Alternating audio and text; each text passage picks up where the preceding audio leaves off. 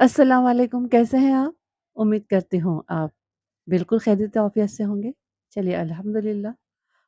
कल हमने यहाँ तक सुना था कि ज़ैबन अपनी सारी कहानी सुनाती है, ज़ैबुन्निसा उर्फ़ ज़ैबन और सारी कहानी ख़त्म हो जाती है, तो वो चली जाती है अपने घर और हमारे मलिक साहब सोच में हैं कि अब क्या किया जाए, किस तरीके से मंसूबा बनाया जाए और इसी सोच में वो नींद की वादियों में खो जाते हैं। चलिए आगे सुनते हैं। गुज़िश्ता रात वक़्फ़े-वक़्फ़े से बारिश होती रही थी, लेकिन जब मैं सोकर उठा तो मतला साफ़ था। मैं अपने कमरे में पहुँचा और एएसआई फ़ारूक को अपने पास बुला लिया। वो मुझसे इजाज़त हासिल करने के बाद कुर्सी पर बैठ चुका तो मैंने पूछा, "हाँ भई फ़ारूक, मासी जीरा की तरफ से क्या ख़ैर ख़बर?" "वो काम में लगी हुई है जनाब," एएसआई ने जवाब दिया। "आज दोपहर तक किसी ख़बर की उम्मीद की जा सकती है।" अभी तक तो सिर्फ यही पता चल सका है कि गुज़िश्ता रोज़ कौन बंदा गाँव से बाहर था। कौन? मैंने सवालिया नज़र से एएसआई की तरफ देखा। गोगा, उसने बताया। मलिक अमीन का लड़का इकराम उर्फ गोगा। मुझे फ़ौरन याद आ गया कि ये वही गोगा था जिसकी मोहब्बत और हुसूल ने ज़ैबन को दीवाना बना रखा था। वो गोगा को अपनी तरफ माइल करने के लिए हर हद फलांग गई थी।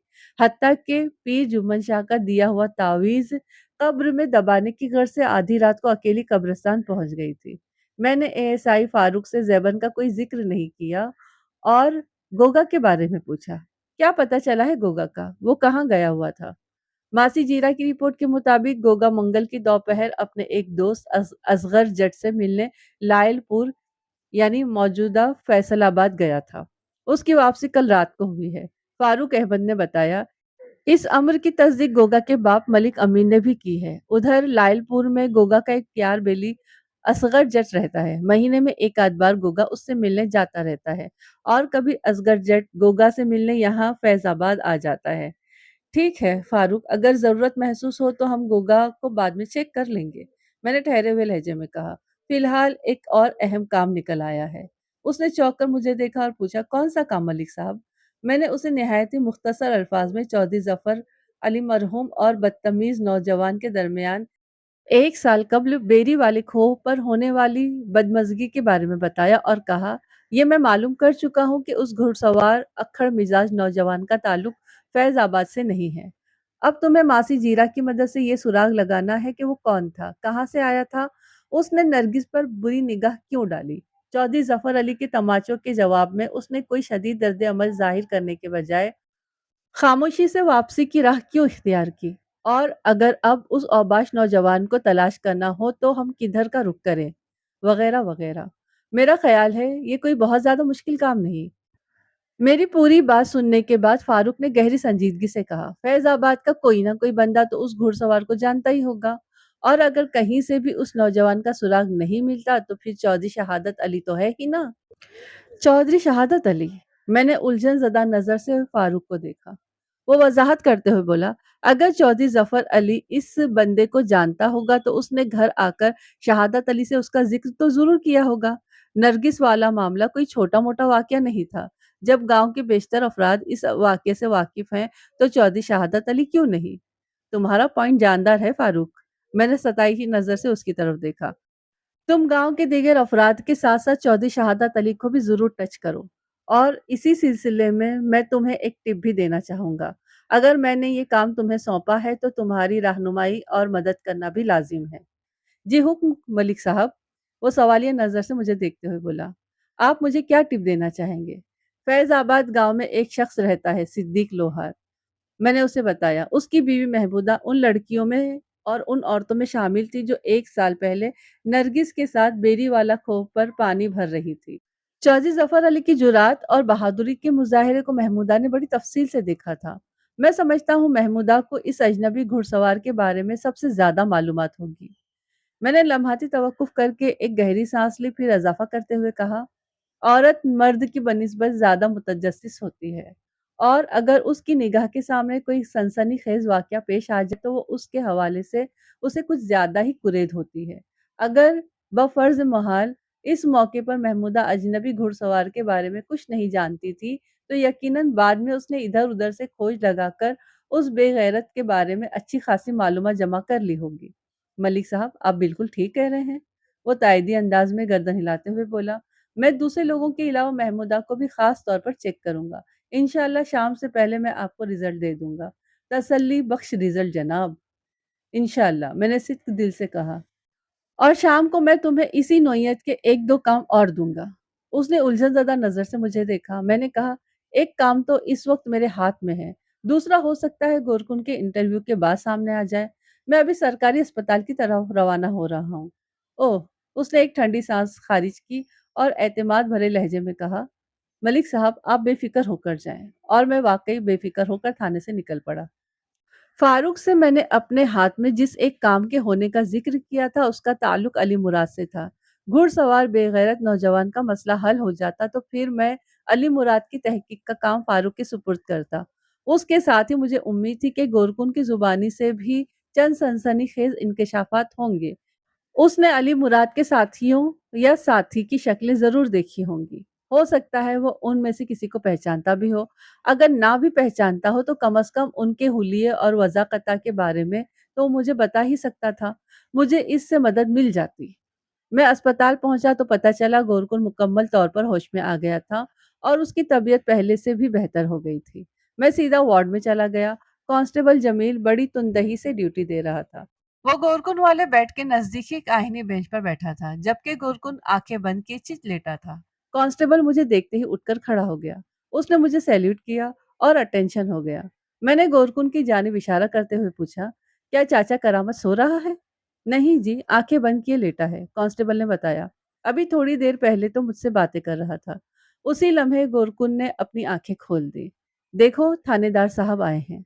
कांस्टेबल ने गोरकुन की तवज्जो मेरी जानिब मबजूल कराने की कोशिश की। करामत अली की मुझ पर निगाह पड़ी तो उसने बेसाख्ता उठने की कोशिश की, लेकिन मैंने फौरन आगे बढ़कर उसकी कोशिश को नाकाम बना दिया और आहिस्तगी उसे दोबारा बिस्तर पर लिटाने के बाद ठहरे हुए लहजे में कहा, उठने की जरूरत नहीं है करामत अली, तुम आराम और सुकून से लेटो। मुझे तुमसे जो भी पूछना होगा ऐसे ही पूछ लूंगा। वो एहसान मंदाना अंदाज में मुझे देखने लगा। मैंने आईनी बेंच पर बैठते हुए गोरकुल से पूछा, करामत अली अब तुम्हारी तबीयत कैसी है? अल्लाह के करम से जान बच गई है जनाब। वो नहीब सी आवाज में बोला, चोटों का क्या है, ये भी आहिस्ता आहिस्ता ठीक ही हो जाएंगी। तुम्हें बात करने में कोई दिक्कत तो महसूस नहीं हो रही? नहीं जनाब, अब मैं इतना भी नर्म जान नहीं हूँ। वो कदरे मजबूत लहजे में बोला, सारी जिंदगी मुर्दों को कब्रों में उतारते हुए गुजरी है। दिल और दिमाग जैसे पत्थर के हो गए हैं। और वैसे एक बात और भी है। वो और बात कौन सी है? मैंने पूछा। थानेदार जी, जिसका दुनिया में कोई नहीं होता वो सख्त जान हो जाता है। वो फलसफियाना अंदाज में बोला, रिश्ते नाते और करीबी ताल्लुकात इंसान को बड़ा कमजोर कर देते हैं। जैसे तुम्हारे एक भतीजे ने तुम्हें कमजोर करके अस्पताल पहुंचा दिया है ना? मेरा भतीजा? ये आप क्या कह रहे हैं सरकार? वो चौंक कर मुझे देखने लगा। मैं हल्की फुल्की तफरीही गुफ्तगू से उसकी मिजाज पुरसी कर रहा था। फिर मैंने गहरी संजीदगी से कहा, अभी मैं अली मुराद की बात कर रहा हूँ जो उधर मौजा धर्मपुर में रहता है। ना जी, वो नफी में गर्दन हिलाते हुए बोला, धर्मपुरा में मेरा कोई भतीजा भांजा नहीं रहता। इस दुनिया में कहीं भी नहीं। आपको किसी ने गलत बताया है। वो अभी तक मेरे मजाक को नहीं समझ पाया था। मैंने उसके जहन पर ज्यादा बोझ डालना मुनासिब न समझा और अली मुराद का तफसीली हुलिया बयान करने के बाद कहा, मैं इस बंदे की बात कर रहा हूँ करामत अली। आप उसे बंदा न कहें थानेदार साहब। वो पहचान के तमाम तर मराहिल तय करते हुए बड़े करारे लहजे में बोला, वो तो एक शैतान था और उसका साथी उससे भी बड़ा लईन। उन्होंने मेरे साथ बहुत ज्यादती की है जनाब। मुझे अपना मकसद 100% हल होता नजर आ रहा था। मैंने ठहरे हुए लहजे में कहा, करामत अली, अली मुराद का हुलिया मैंने तुम्हें बता दिया है। अब तुम मुझे उसके साथी की वज़ाक़ता और हुलिये वगैरह के बारे में मुकम्मल मालूमात फराहम करो ताकि मैं उन्हें जल्द अज जल्द गिरफ्तार करके कैफरे किरदार तक पहुंचा सकूं। जनाब, आपने जिस शैतान का नाम अली मुराद बताया है ना, उसके साथी का हुलिया कुछ इस तरह का था। दुबला पतला, लंबा कद, चेहरे पर सियाह दाढ़ी, दरमियाने साइज की, रंग गोरा और वो अपने बयान में अटकने लगा तो मैंने जल्दी से उससे सहारा दिया और कहा, और क्या करामत अली? और जी, उसकी सबसे बड़ी निशानी तो उसके चेहरे का जख्म है जनाब। वो पुरसोच अंदाज में बोला, उसके चेहरे की दाईं जानिब भौं से गाल तक एक लंबा कट का निशान है, जैसे किसी ने छुरी से उस पर वार किया हो। اس کی آنکھ تو بچ گئی ہو لیکن چہرے پر ایک لمبا نشان ہمیشہ ہمیشہ کے لیے باقی رہ گیا ہو۔ وہ مجھے شکل سے ہی کوئی جرائم پیشہ شخص لگتا تھا۔ اس نے اپنی بات کے اختتام پر ایک جھرجھریلی اور سہمی ہوئی نظر سے مجھے دیکھنے لگا۔ میں نے کہا، کرامت علی، تم نے جتنی تفصیل سے علی مراد کے ساتھی کا حلیہ بیان کیا ہے، اس سے مجھے ان لوگوں کی گرفتاری میں بڑی مدد ملے گی۔ کیا تم یہ بتا سکتے ہو کہ ان دونوں بدماشوں کا تعلق فیض آباد سے تھا؟ مجھے 100% یقین تھا کہ اس سوال کا جواب وہ نفی میں دے گا، لیکن اسے آپ الفاظی کارروائی سمجھ لیں یا زبانی خانہ پوری کا نام دے دیں۔ کرامت علی نے میری توقع کے عین مطابق جواب دیا، جناب، اگر ان دونوں شیطانوں کا تعلق فیض آباد سے ہوتا تو میں انہیں جانتا ہوتا، تو پھر میں آپ کو ان کا حلیہ نہیں بلکہ ان کا نام اور شجر نسب بتا رہا ہوتا۔ بہرحال تمہیں پریشان ہونے کی ضرورت نہیں، میں نے اسے تسلی بھرے لہجے میں کہا۔ ان بدبختوں سے میں خود ہی نمٹ لوں گا۔ آپ تو ان سے جیسے جی چاہے نپٹتے رہیں سرکار، لیکن ایک میری الجھن ضرور دور کر دیں۔ وہ متعاملانہ نظر سے مجھے دیکھنے لگا۔ میں نے پوچھا، کیسی الجھن کرامت علی؟ آخر ان لوگوں کو مجھ سے کیا دشمنی تھی؟ وہ نیم احتجاجی انداز میں مستفسر ہوا۔ انہوں نے میرے ساتھ ایسا سلوک کیوں کیا؟ کیا تمہیں اس بارے میں کچھ پتا نہیں؟ میں نے کرامت علی سے پوچھا، پھر سوالیہ نظر سے قریب کھڑے ہوئے کانسٹیبل کی طرف دیکھا۔ میری اس نظر میں ایک سوال چھپا ہوا تھا کہ کیا تم نے گورکن کو چودھری ظفر علی والے واقعے کے بارے میں کچھ نہیں بتایا؟ کانسٹیبل نے فوراً میری نگاہ کے مفہوم کو پا لیا اور جلدی سے نفی میں گردن ہلا دی۔ کرامت علی بھی سر کو نفی میں جنبش دیتے ہوئے بولا، نہیں جناب، مجھے اس بارے میں کچھ پتا نہیں۔ میں نے ٹھہرے ہوئے لہجے میں وضاحت کرتے ہوئے کہا، کرامت علی، ان دونوں کو تم سے کوئی دشمنی نہیں تھی۔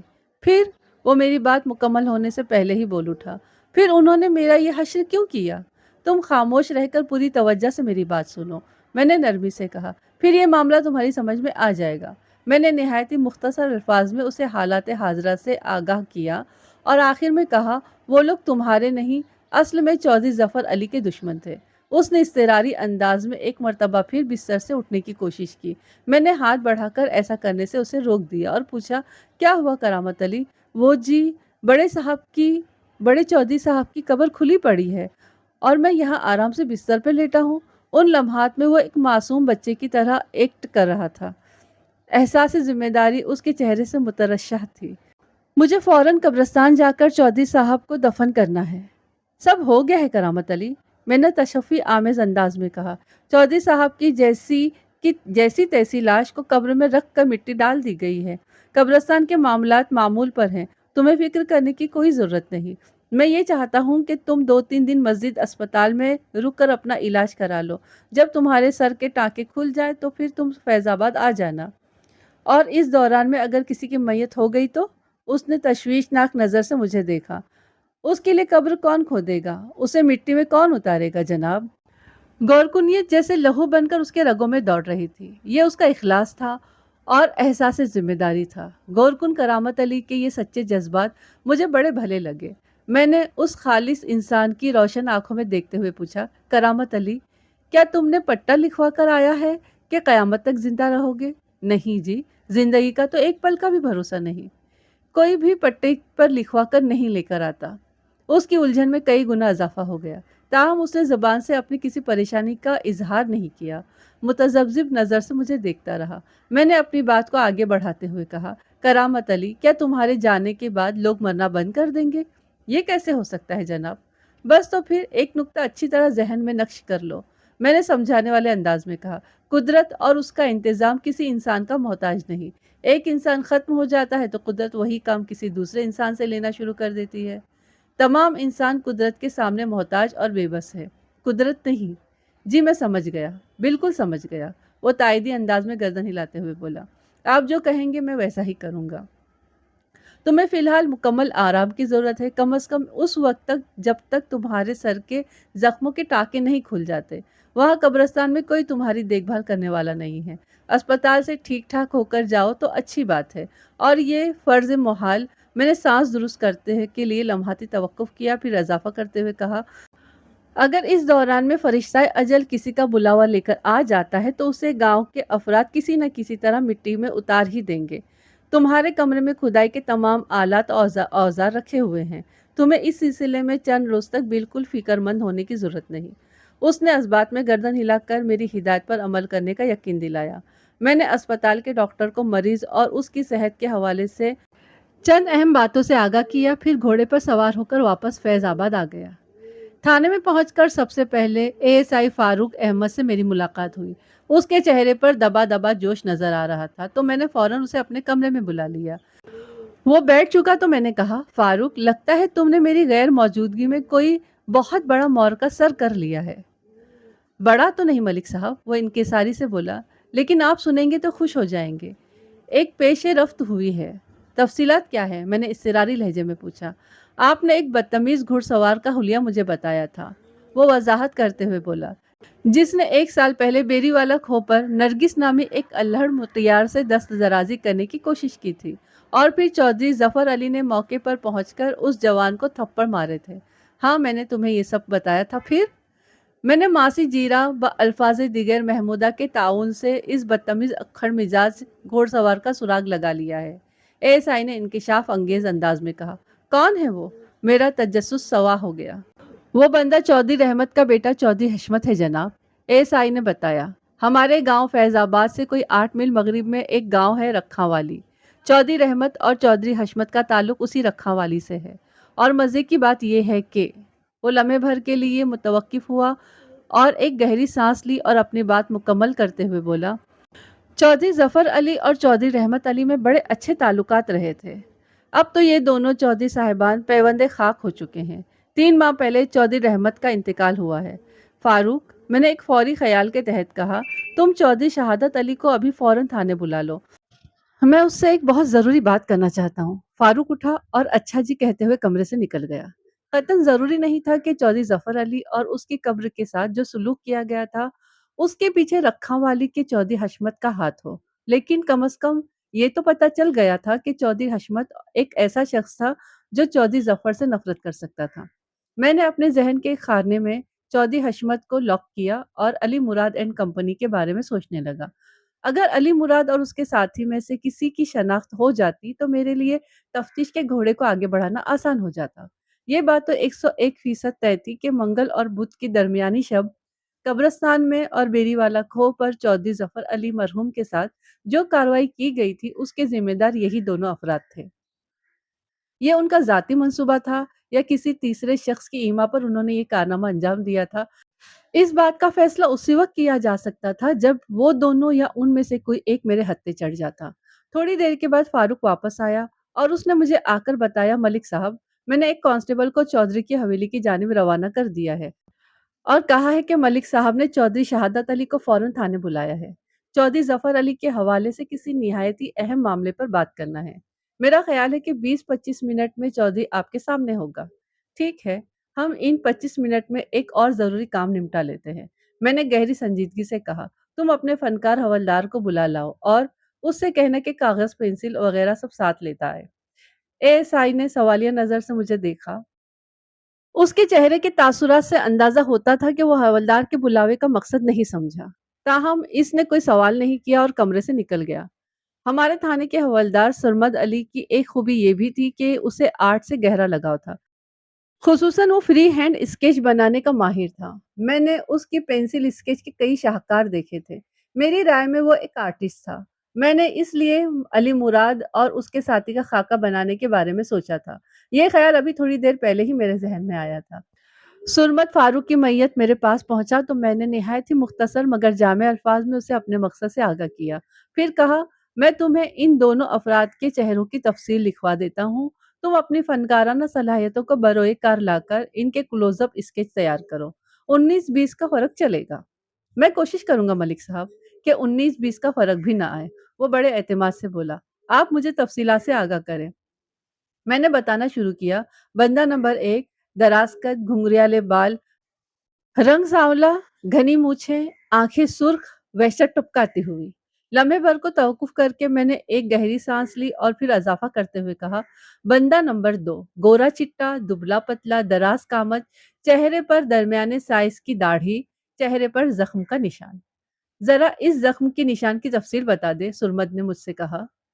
وہ چھری یا کسی تیز دھار آلے کے کاٹ کا نشان ہے، میں نے ٹھہرے ہوئے لہجے میں بتایا۔ ये निशान लंबाई की रेंज में चेहरे की दाईं तरफ भौं से लेकर गाल तक चला गया है। ठीक है जनाब, ये तो हो गया। वो निगाह उठाकर मेरी तरफ देखते हुए बोला, इन निशानियों से काम चल जाएगा या और कुछ? ये बहुत है जनाब, वो जल्दी से बोला। मैं उन इशारों की मदद से बड़ा ठीक-ठाक काम चला लूँगा।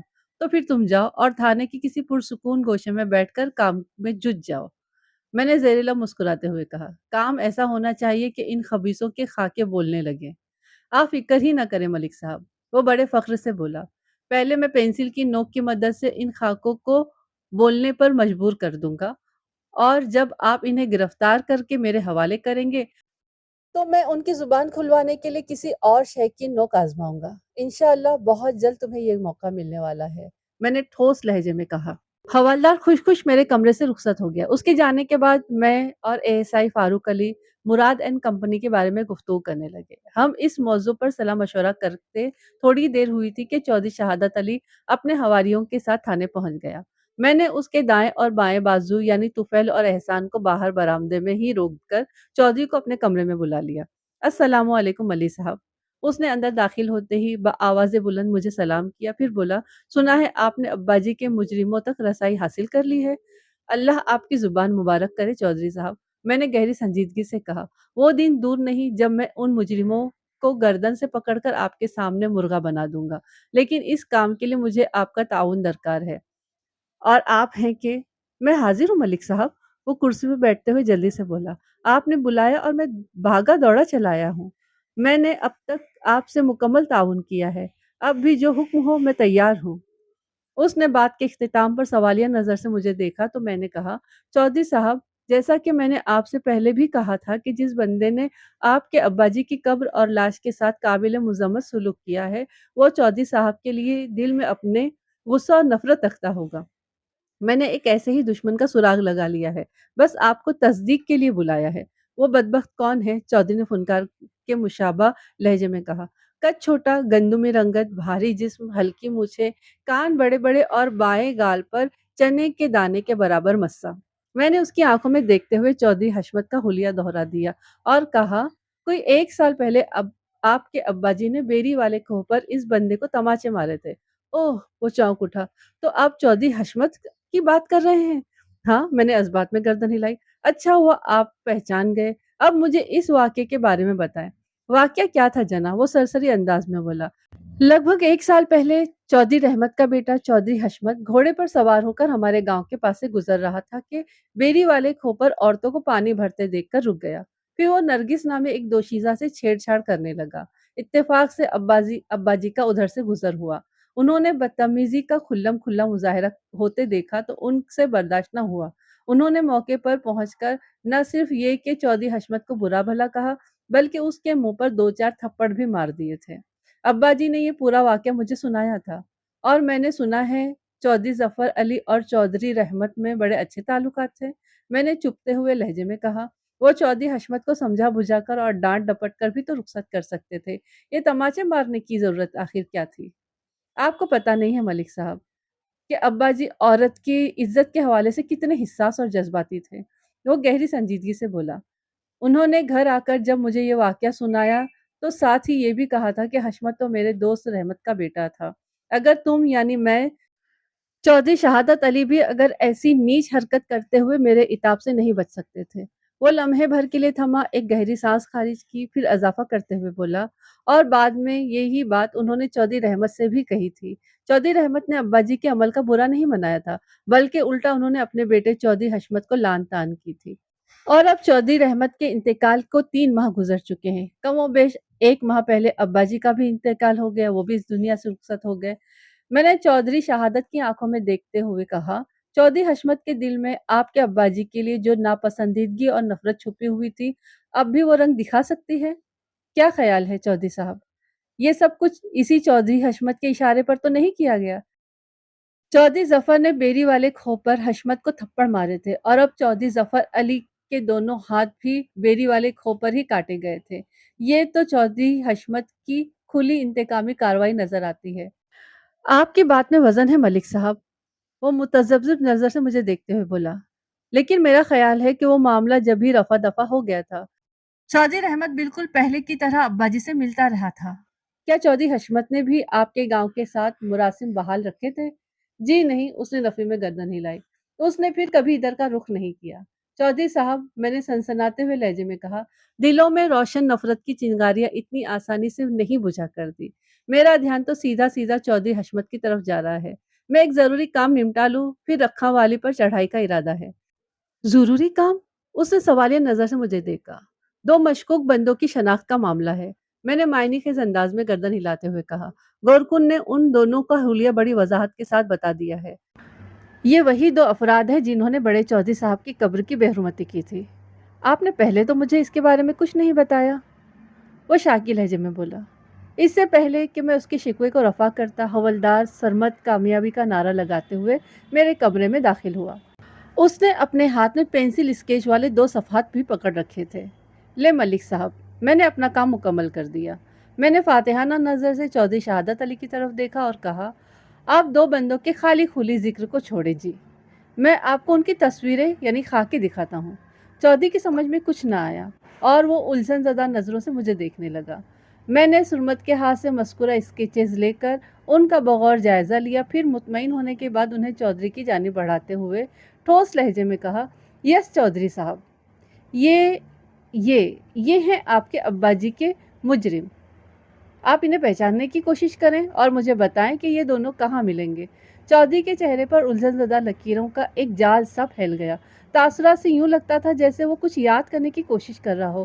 پھر اس کے ہونٹوں میں جنبش پیدا ہوئی اور وہ بولا، اس بندے کو تو میں نے ایک بار ادھر چودھری رحمت کے ساتھ دیکھا تھا۔ اس کا اشارہ علی مراد کے اسکیچز کی طرف تھا۔ پھر وہ دوسرے اسکیچ پر انگلی رکھتے ہوئے بولا، یہ داڑھی والا بندہ، لیکن یہ تو میرے لیے بالکل اجنبی ہے۔ ٹھہرے، میں اس کے بارے میں طفیل سے پوچھتا ہوں۔ فوری طور پر طفیل نامی اس بندے کو کمرے کے اندر بلا لیا گیا جو چودھری شہادت علی کا دایاں بازو سمجھا جاتا تھا۔ چودھری نے باریش زخمی چہرے والے کا خاکہ طفیل کو دکھاتے ہوئے پوچھا، ذرا پہچانو تو یہ بندہ کون ہے؟ یہ تو صیفہ ہے چودھری صاحب، وہ بے ساختہ بول اٹھا۔ اس کو پہچاننے کی کیا ضرورت ہے؟ صفا کون؟ میں نے اضطراری لہجے میں پوچھا۔ جناب، یہ بندہ ٹیبا سلطان کا رہنے والا ہے، طفیل نے بتایا۔ اس کا پورا نام تو سیف اللہ ہے، لیکن سیفا کے نام سے مشہور ہے۔ یہ بہت بڑا بدماش اور خطرناک ڈکیت ہے تھانے دار صاحب۔ ٹیبا سلطان موضع رکھا والی سے جنوب میں 4 میل کے فاصلے پر واقع تھا، میں نے معنی خیز انداز میں کہا۔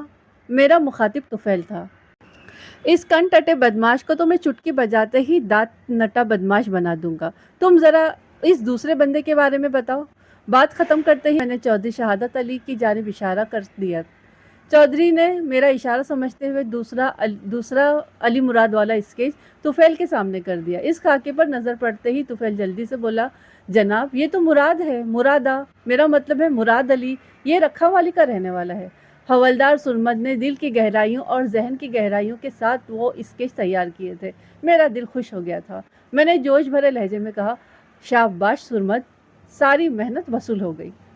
پھر میں نے روئے سخن چودھری شہادت علی کی طرف موڑتے ہوئے کہا، چودھری صاحب، ساری صورتحال اب آپ کے سامنے ہے۔ چودھری حشمت اس افسوسناک واقعے میں ملوث ہے یا نہیں، اس بات کا فیصلہ خود بخود ہو جائے گا۔ میں پہلی فرصت میں علی مراد اور سیف اللہ کو گرفتار کر رہا ہوں۔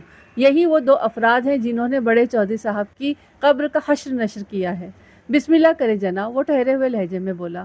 جب یہ دونوں شیطان آپ کی تفتیش کی چکی میں پیسیں گے تو ان کی زبانیں خود بخود کھل جائیں گی۔ ایک بات کا تو مجھے پکا یقین ہے، وہ لمحاتی توقف کے بعد ایک گہری سانس خارج کرتے ہوئے بولا، مراد اور سیفا جیسے سڑک چھاپ گنڈے اپنی مرضی سے اتنا بڑا اور خطرناک کام نہیں کر سکتے۔ ان کی لگامیں کسی نہ کسی مضبوط ہاتھ میں ہے۔ ان مضبوط ہاتھوں تک پہنچنا اور انہیں جڑ سے کمزور بنانے کی ذمہ داری مجھ پر عائد ہوتی ہے چودھری صاحب، میں نے پرعزم انداز میں کہا۔ آپ مطمئن ہو کر حویلی چلے جائیں، آج جمعرات ہے، انشاءاللہ کل شام سے پہلے آپ کی ابا جی کے مجرم اسی تھانے کے حوالات میں بند ہوں گے۔ وہ میرا شکریہ ادا کر کے رخصت ہو گیا۔ جب بھیڑ چھٹ گئی تو ASI فاروق نے مجھ سے کہا، کیا خیال ہے ملک صاحب، ہم کل رکھاں والی اور بٹا سلطان کی طرف جائیں؟ کل کا مطلب ہے آج، میں نے چٹانی لہجے میں کہا۔ کل کا مطلب آج کیسے جناب؟ وہ الجھن زدہ نظر سے مجھے دیکھنے لگا۔ میں نے اپنے بزرگوں سے سن رکھا ہے کہ اگر کسی بندے پر مضبوط ہاتھ ڈالنا ہو تو اسے سورج طلوع ہونے سے پہلے گھر پر پکڑو۔ میں نے اسے جواب میں بتایا، لہٰذا ہم آج رات کے آخری پہر یہاں سے روانہ ہوں گے۔ رکھا والی فیض آباد سے کوئی 8 میل دور مغرب میں واقع ہے اور بٹا سلطان رکھا والی سے 4 میل جنوب میں، یعنی ہمیں زیادہ سے زیادہ 12 میل جانے اور 12 میل واپسی کا سفر طے کرنا ہوگا۔ میرے ذہن میں ترتیب پانے والے پروگرام کے مطابق ہم پہلے سیف اللہ پر ہاتھ ڈالیں گے، اس کے بعد واپسی میں علی مراد کی گردن ناپ لیں گے۔ جب ہم ان دونوں خبیثوں کو لے کر تھانے کی جانب سفر شروع کریں گے تو رکھا والی میں سورج طلوع ہو رہا ہوگا۔ میں نے لمحاتی توقف کر کے ایک گہری سانس لی، پھر بات مکمل کرتے ہوئے کہا، اور تم بھی اس مشن پر میرے ہمراہ ہوں گے۔ ہمارے ساتھ صرف 2 کانسٹیبلز جائیں گے، ہم چاروں الگ الگ گھوڑوں پر سوار ہوں گے۔ انشاءاللہ کل دوپہر سے پہلے ہم کامیاب تھانے لوٹ آئیں گے۔ اب تم فوراً روانگی کے انتظامات میں لگ جاؤ۔ روانگی کے وقت کوئی کمی محسوس نہیں ہونی چاہیے۔ آپ بالکل بے فکر ہو جائیں ملک صاحب، وہ ٹھوس لہجے میں بولا۔ اس کے لہجے میں موجود اعتماد کو دیکھ کر مجھے بڑی خوشی ہوئی۔ بروز جمعۃ المبارک بوقت سہ پہر میرے تھانے کے ٹرائل روم سے بلبلانے کی آوازیں ابھر رہی تھی۔ حوالدار سرمد علی نے جن 2 افراد کے پنسل سے اسکیچ بنائے تھے، اس وقت وہ دونوں بندے اس کی تحویل میں تھے اور ان کی زبانیں کھلوانے کے لیے مختلف نسخے آزما رہا تھا۔ مجھے سرمد کے کہے ہوئے الفاظ یاد آ گئے۔ اس نے بڑے فخر سے کہا تھا، ملک صاحب، پہلے میں پنسل کی نوک کی مدد سے ان کے خاکوں کو بولنے پر مجبور کروں گا، اور جب آپ انہیں گرفتار کر کے میرے حوالے کریں گے تو میں ان کی زبان کھلوانے کے لیے کسی اور شے کی نوک آزماؤں گا۔ اس وقت وہ دونوں زبان کھلنے کے مراحل سے گزر رہے تھے۔ میں نہیں جانتا تھا کہ ان کی بلبلاہٹ میں کس شے کی نوک کی چبھن شامل ہے۔ مجرم چھوٹا ہو یا بڑا، اس کی ساری بہادری اور اچھل کود اسی وقت تک ہوتی ہے جب تک وہ پولیس کے ہتھے نہیں چڑھ جاتا۔ ماشاءاللہ محکمہ پولیس کے پاس درجن بھر ایسے حیرت انگیز آلات کی کٹ موجود ہے جو پتھر اور لوہے کی زبان کو بھی بولنے پر مجبور کر دیتے ہیں۔ 1 گھنٹے کی سرمدی محنت نے ان دونوں سخت جان مجرموں کی چیخ بولا دی۔ انہوں نے اقرار جرم کر لیا۔ میری توقع اور حسابات کے عین مطابق سیف اللہ عرف سیفا اور علی مراد عرف مرادہ نے وہ مضمون کارروائی چودھری حشمت کے ایما پر کی تھی۔ اس تمام تر مشن میں فیض آباد کے ایک وسنیک نے بھی ان کی بھرپور مدد کی تھی۔ علی مراد تو چودھری حشمت کا خاص آدمی تھا۔ سیف اللہ اور فیض آباد کے وسنیک کو چودھری حشمت نے بھاری معاوضے پر اس کام کے لیے خریدا تھا۔ جب فیض آبادی بندے کا نام میرے سامنے آیا تو میں حیرت سے اچھل پڑا۔ آپ سنیں گے تو ہو سکتا ہے انگشت بدندہ رہ جائیں۔ اس نابکار گندے انڈے کا نام تھا گوگا، ملک امین کا بیٹا اکرم عرف گوگا۔ میں نے شام سے پہلے گوگا کو بھی گرفتار کر کے اس کے ہانڈی وال مراد اور سیفا کے پاس حوالات میں پہنچا دیا۔ نامراد گوگا نے فیض آباد سے اپنی غیر موجودگی ظاہر کرنے کے لیے لائل پور میں اپنے کسی دوست اصغر جٹ سے ملنے جانے کا ڈرامہ رچایا تھا۔ چودھری حشمت نے سیف اللہ اور گوگا کو جس معاوضے پر خریدا تھا وہ اس زمانے کے لحاظ سے تو ایک بھاری رقم تھی، لیکن آج کل کے حساب سے وہ کسی بھی اچھے پرائیویٹ پرائمری اسکول کے بچے کی 1 ماہ کی فیس سے زیادہ نہیں تھی۔ اس افسوسناک کھیل کے مرکزی کردار یعنی چودھری حشمت کی گرفتاری میرے لیے بہت آسان ثابت ہوئی، کیونکہ گرفتاری سے قبل میں علی مراد، سیف اللہ اور گوگا کی شکل میں اس کے خلاف ثبوت جمع کر چکا تھا۔ ان تینوں کا اقبالی بیان چودھری حشمت کو ٹھیک ٹھاک فٹ کرنے کے لیے کافی تھا۔ اس کینہ پرور شخص نے اپنے دل میں موجود انتقام کی حسرت کو نکالنے کے لیے ایک معزز انسان کی قبر اور لاش کی جس طرح بے حرمتی کروائی تھی، وہ سخت سے سخت ترین سزا کا تقاضا کرتی تھی۔ میں نے آپ کی توقع سے کہیں زیادہ عدالت سے سزا دلوا کر چودھری حشمت کو جیل کی سنگلاخ دیواروں کے پیچھے پہنچا دیا۔ یہ کیس اپنے منطقی انجام کو تو پہنچ گیا، لیکن اس کے ایک انتہائی دل شکستہ اور رنجیدہ پہلو کا ذکر کرنا بھی ضروری ہے، اور وہ نازک پہلو ہے زیب النساء عرف زیبن۔ اسی زیبن کی سجھائی ہوئی راہ پر قدم رکھ کر میں نے یہ کامیابی حاصل کی تھی، اور اسی زیبن نے اپنے محبوب کو حاصل کرنے کے لیے پیر جمن شاہ کی بتائی ہوئی ایک انتہائی خطرناک ترکیب پر عمل کر ڈالا تھا۔ یہ الگ بات ہے کہ وہ جسے چاہتی تھی وہ بہت ہی کمینہ، کمظرف اور گھٹیا ثابت ہوا۔ اس کیس کے اختتام پر زیبن مجھ سے ملنے آئی تھی۔ گوگا کے مجرمانہ ذہنیت والے انکشاف کے بعد اس کے دل اور دماغ کی جو کیفیت ہوئی ہوگی اس کا اندازہ آپ بخوبی لگا سکتے ہیں۔ زیبن کے لیے میرے دل میں ہمدردی اور خلوص کے جذبات تھے۔ میں نے اسے ایک غمزدہ بیٹی کی حیثیت سے ٹریٹ کیا اور یہی مشورہ دیا کہ وہ اپنے باپ کی خواہش کے مطابق شادی کر لے۔ گوگا والے غم کو بھلانے کے لیے ضروری تھا کہ اس کی فوراً کہیں شادی ہو جائے۔ ज़ैबर ने किसी किस्म का जज़्बाती बुखार चढ़ाने के बजाय गहरी संजीदगी से मेरे मशवरे पर अमल किया और आने वाले दिनों में उसकी फूफीज़ाद मुश्ताक उर्फ़ मुश्ताका से उसकी शादी हो गई। अब तो माशाअल्लाह वो नानी-दादी बन चुकी होगी। चलते-चलते सुनने वालों से यही दरख्वास्त करूँगा कि कभी बुग़्ज़ और कीना को अपने दिल में जगह ना दें। ये दोनों ऐसे लाइलाज अमराज़ हैं कि पहले ये इंसान को नफ़रत की आग से अंदर जलाते हैं और फिर यही आग आसपास के लोगों और इर्द-गिर्द के माहौल को भी अपनी लपेट में लेकर तबाह व बर्बाद कर डालती है, जैसा कि चौधरी हशमत के साथ हुआ। अल्लाह हम सबको सोचने समझने की तौफ़ीक अता फ़रमाए। आमीन सुम्मा आमीन। यहाँ पर ये कहानी ख़त्म हो जाती है और आ जाते हैं कहानी पर कि पहले तो ये कि इस तरीके की हरकत नहीं करनी चाहिए। अगर किसी बुज़ुर्ग ने आपको अगर किसी गलती पर आपको सज़ा दी है, तो उसे बड़ा बुज़ुर्ग समझकर उस सज़ा को कबूल कर लेना चाहिए। ये नहीं कि बस दिल में इंतकाम लेके बैठे और कैसा इंतकाम? बाप ने तो उसको उधर ही लताड़ दिया था जब उसके बाप को पता चला था कि लड़का इस तरह की हरकत कर रहा है। बाप के मरने का इंतज़ार, फिर उन बुज़ुर्ग हस्ती के मरने का इंतज़ार करना और फिर उनके साथ इस तरीके का सलूक करना। और देखिए जिस गाँव में वो रहता था, क्या नाम है इसका? गोगा। हाँ, इकराम। तो अपने गाँव के एक बड़े बुज़ुर्ग के साथ इस तरीके का सलूक करवाना, अल्लाह! मतलब लोगों का साथ देना, इसमें तो वो भी बराबर का शरीक ही हुआ ना। कब्र को छेड़ना, उसके साथ उसकी बेहुरमती करना वैसे ही बड़ा गुनाह है। क्या कर सकते हैं, लोगों की समझ में ही नहीं आती है ये बातें, है ना? अल्लाह ताला हम सबको इन सारी इस तरीके की हरकतों से बचाए रखे। आमीन सुम्मा आमीन। चलिए आप लोग लाइक करिए, सुनिए, कमेंट्स लिखिए और सब्सक्राइब करिए जिन लोगों ने अब तक ये सब्सक्राइब नहीं किया है। मिलते हैं किसी अच्छी सी कहानी के साथ में। और ये कहानी तो हो सकता है आप लोगों ने सुनी हो, लेकिन बहुत कम लोगों ने सुनी होगी क्योंकि ये कहानी मेरी नज़र से भी नहीं गुजरी थी। मैंने पहली बार आपको सुनाने से पहले पढ़ी है। तो आप लोग लाइक करिए और हाइप का बटन शायद आए तो उसको भी कर दीजिए क्लिक। चलिए मिलते हैं अगली कहानी के साथ में।